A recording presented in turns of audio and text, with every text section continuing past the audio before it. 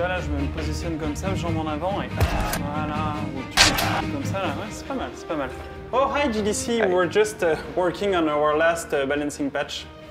But you're here to hear a little bit more about our talk on For Honor, learning from a successful launch to a challenging life period.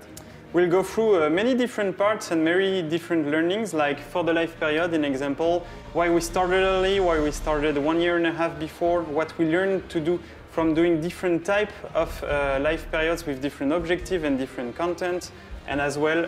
But we'll move forward to the launch, to the storm of launch, and what it means to be a game as a service. What it means in terms of reorganizing your production floor and your production process, but also in terms of communication, moving to communicating with fans to actual customers. And the last part, how we moved forward. So we'll share with you our retention recipe to create a player routine, but as well bring some surprises to them. And on the other side, of course, how we kept being sustainable so that we could produce all of that content. We'll share with you our exact model regarding that. So see you there. See you there.